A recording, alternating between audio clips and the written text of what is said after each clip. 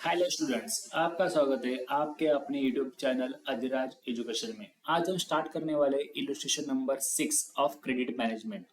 तो चलो देखते हैं हमारा इलस्ट्रेशन नंबर 6 क्रेडिट मैनेजमेंट क्या है। तो देखो यहाँ पे देख सकते हो illustration number 6, question number 4C for 7 marks. तो ये क्वेश्चन आपको यूनिवर्सिटी ऑफ मुंबई के टीवाई बैक सेमेस्टर 5 में नवंबर 2024 में रेगुलर एग्जाम में ये क्वेश्चन पूछा गया था।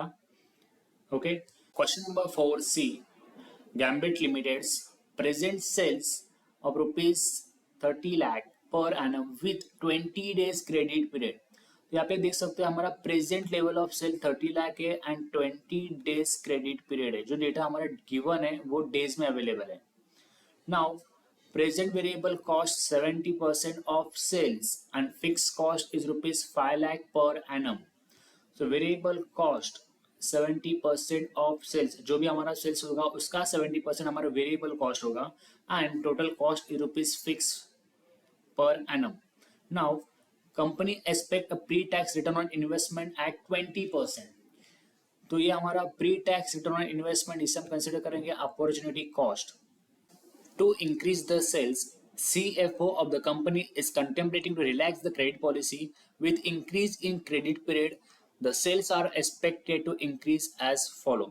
तो यहाँ पे देख सकते हो कंपनी ने यहाँ पे दो प्रपोज्ड पॉलिसी दी है जिसमें ये दिखाया जा रहा है कि हम क्रेडिट पीरियड इंक्रीज कर रहे हैं।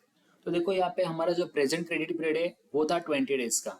ओके, वो था 20 डेज का। और जैसे ही हम क्रेडिट पॉलिसी इंप्लीमेंट कर रहे हैं एडिशनल प्रपोज्ड पॉलिसी में, तो यहाँ पे देख सकते हो हमारा क्रेडिट पीरियड कितना है 30 डेज एंड पॉलिसी बी में 40 डेज। तो हमारे यहाँ पे क्रेडिट पीरियड क्या हो रहा है, इंक्रीज हो रहा है। Okay, in second case expected annual sales, यहाँ पे हमारा जैसे क्रेडिट पीरियड इंक्रीज हो रहा है हमारा सेल्स भी इंक्रीज हो रहा है। सो यहाँ पे हमारा प्रेजेंट सेल्स था 30 lakh and in policy credit policy A में हमारा सेल्स है 35 lakh and in credit policy B में हमारा सेल्स है 40 lakh. Now you are required to advise the CFO of the company regarding the best credit policy which should be adopted assuming 360 days in a year। ये सबसे important point यहाँ पे इन्होंने mention किया है। आपको numbers of days in a year consider करने हैं 360। ओके, नाउ अब हम देखेंगे solution for illustration number 6। तो जो हमें रिक्वायरमेंट है उस रिक्वायरमेंट के हिसाब से हमने ऑलरेडी फॉर्मेट बना लिया है। तो देखो यहाँ पे रिक्वायरमेंट क्या क्या है या फिर अवेलेबिलिटी क्या क्या है। तो यहाँ पे देखो एक्सपेक्टेड प्रॉफिट। ओके, तो एक्सपेक्टेड प्रॉफिट के लिए हमें क्या क्या चाहिए, सेल्स अवेलेबल है, वेरिएबल कॉस्ट गिवन है 70% of your sales contribution, sales minus variable cost will get the contribution, fix cost available है। ऑपरेटिंग प्रॉफिट को कैसे मिलेगा, contribution minus fix cost will get the operating profit. Now expected cost आपको निकालना है। तो expected cost के लिए आपको क्या क्या चाहिए, इन्वेस्टमेंट इन अकाउंट रिसीवेबल, इसके लिए हमें क्या लेना है, fix cost plus variable cost, fix cost plus variable cost. Now next one, numbers of month in a year. तो यहाँ पे देखो देख सकते हैं हमें जो डेटा दिया है वो डेज में अवेलेबल है। तो यहाँ पे हम क्या लेंगे, numbers of days in a year. Okay, जिस हिसाब से हमें डेटा अवेलेबल है, जिस हिसाब से हमें क्रेडिट पीरियड अवेलेबल है उसके हिसाब से हमें यहाँ पे डेटा आपको लेना है। तो यहाँ पे नंबर्स ऑफ डेज लेने हैं जो हमारा है 360 days in a year. Now credit period given है for present policy 20 days, propose policy 30 days and new propose policy B में आपका आएगा 40 डेज। नाउ एवरेज डेटर्स, इसका भी कैलकुलेशन हमने देखा था 1/2 इंटू 3। 1 मतलब क्या था आपका इन्वेस्टमेंट इन अकाउंट रिसीवेबल, 2 मतलब numbers of days in a year and 3 मतलब आपका credit period. 1/2 into 3, 1 divide by 2 multiply by 3। Okay, so देखेंगे हम सोल्यूशन के time. Now opportunity cost given है। तो हमने देखा था यहाँ पे अपॉर्चुनिटी कॉस्ट क्या था अपना, pre tax return on investment at 20%। तो 20% आपका क्या रहेगा, अपॉर्चुनिटी कॉस्ट। नेक्स्ट है cost in rupees, 4 multiply by 5। तो हमारा 4 क्या है, एवरेज डेटर्स एंड 5 क्या है हमारा अपॉर्चुनिटी कॉस्ट इन परसेंटेज, जो हमारा 20% था। तो एवरेज डेटर्स का 20% निकालना है, you will get the cost in rupees. Now आपको कैलकुलेट करना है सी पार्ट में net benefit A minus B. So A हमारा एक्सपेक्टेड प्रॉफिट है एंड बी हमारा एक्सपेक्टेड कॉस्ट है। ओके, नाउ लास्ट में आपको निकालना है D, policy benefit. Formula clear है, new policy minus present policy. जो हमारे न्यू पॉलिसी का आंसर रहेगा नेट बेनिफिट में, so new policy minus present policy.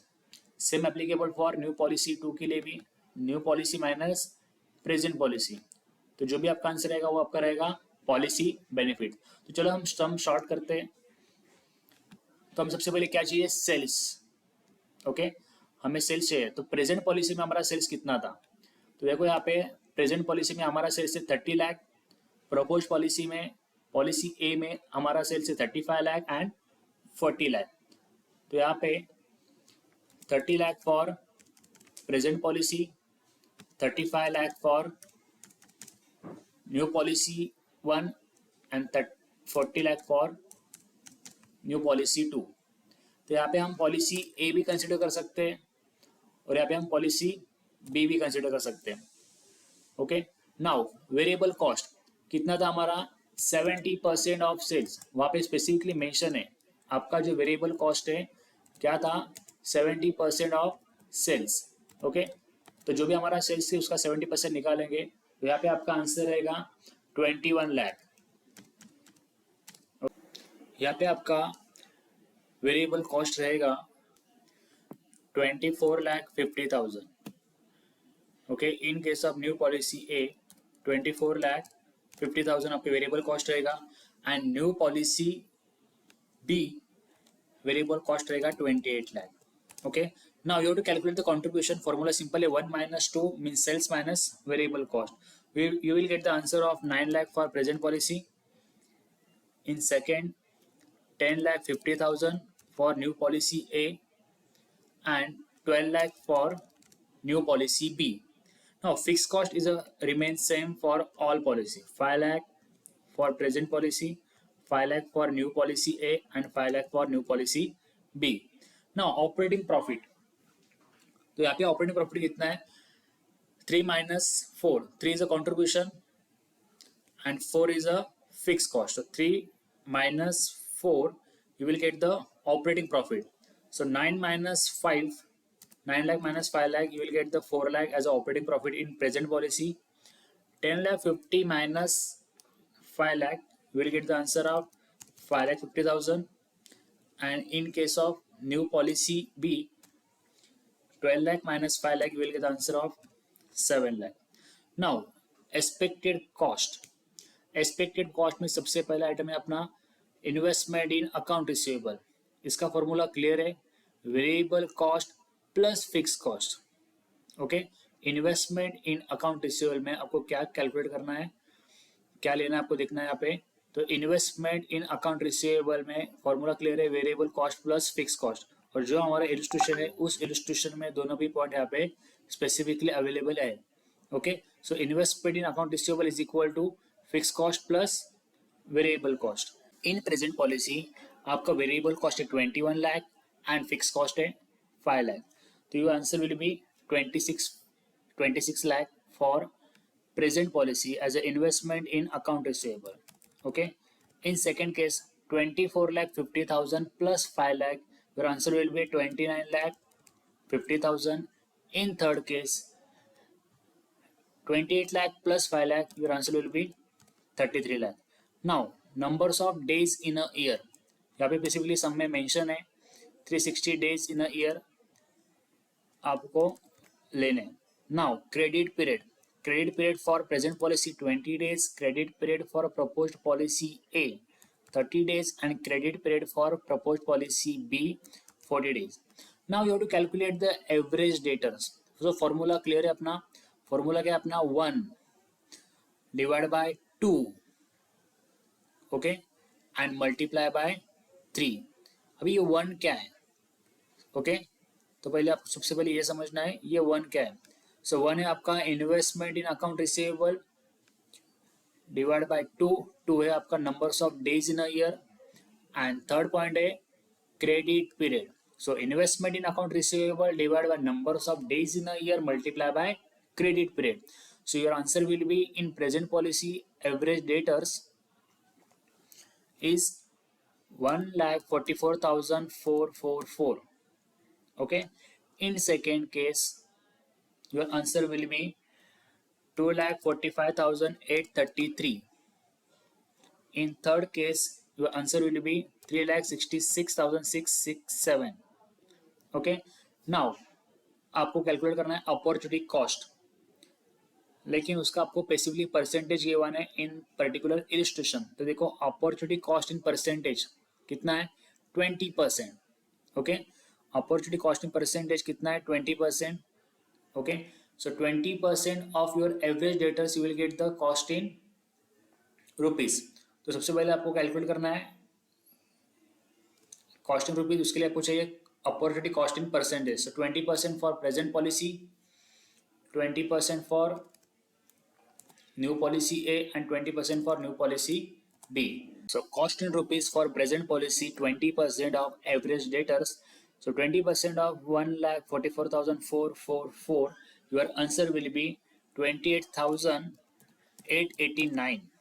In case of second, in case of new policy A, your answer will be 49,167.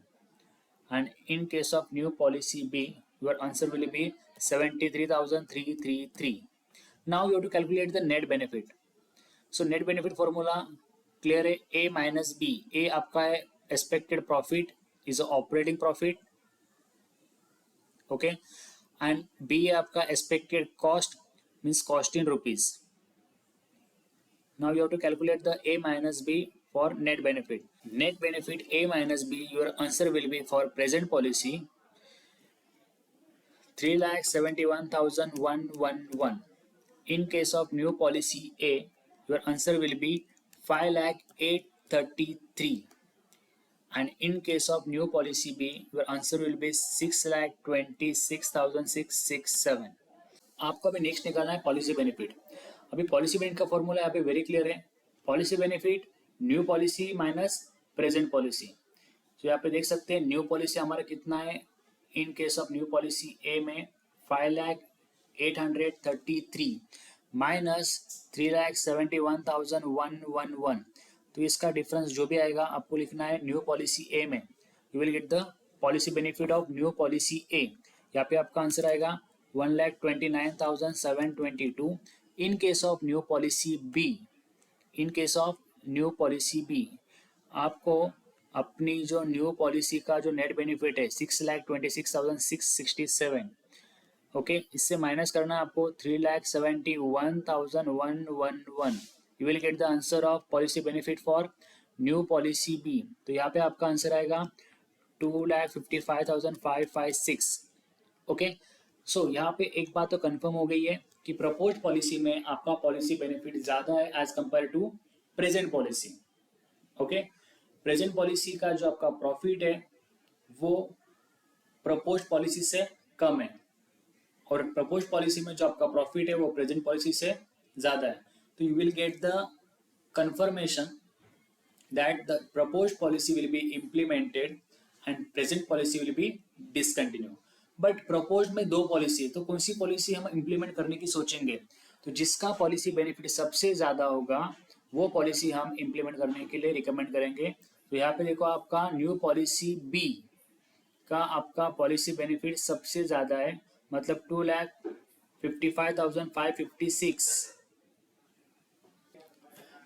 as well as net benefit of new policy B is higher than new policy A and present policy. So ये आपका final answer था यहाँ पे। अगर आपको इस particular illustration में कुछ डाउट होंगे तो आप कमेंट कर सकते हो, मैं उसका आंसर दे दूंगा। Thank you for watching this video. मिलते हैं अगले वीडियो में न्यू इलिस्ट्रेशन के साथ। अगर पसंद आए तो लाइक करो, शेयर करो एंड सब्सक्राइब करो। Thank you.